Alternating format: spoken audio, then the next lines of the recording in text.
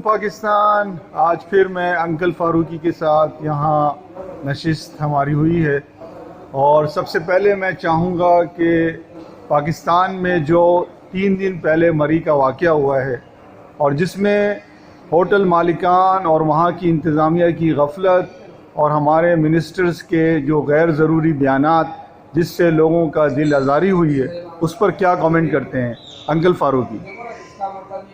شکریہ طاہر فاروقی، خوشی ہوتی ہے جب بھی آتے ہو، بہت اچھے۔ السلام علیکم پاکستان۔ شروع کرتا ہوں اللہ کے نام سے جو نہایت رحم والا اور رحیم ہے۔ اب آپ سے میں اس واقعے کے بارے میں کہوں گا، یہ چیزیں بدقسمتی میں اس وقت تبدیل ہوتی ہیں جب کسی قوم کے احساسات جب نفسا نفسی عام ہو جائے اور دوسرے کا خیال ختم ہو۔ تو یہاں یہ کہوں گا، سب سے پہلے انا للہ و انا الیہ راجعون، اللہ تعالیٰ ان کی مغفرت کرے اور اپنے پیارے جنت الفردوس میں ان سب کو جگہ عطا فرمائے، آمین ثم آمین۔ بہت تکلیف ہوئی یہ دیکھ کر جس طریقے سے حادثہ پیش آیا اور اس کے جو اسباب بنے، مہنگائی، ہوٹل کے ریٹس میں، گورنمنٹ لیول پہ کوئی کام نہیں ہوا۔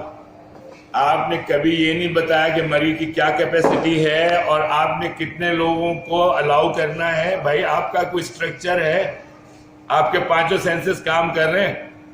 فواد چودھری صاحب کو کیا ہو گیا ہے؟ یہ کیا مسخرہ پن ہے بھائی اس منسٹر کا؟ صبح سے شام تک مسخرہ پن کرتا ہے، انفارمیشن منسٹر ہے۔ Get some sense Fawad Chaudhry, what's wrong with you? Well, you should only say sorry for this tragedy and promise to the nation something good.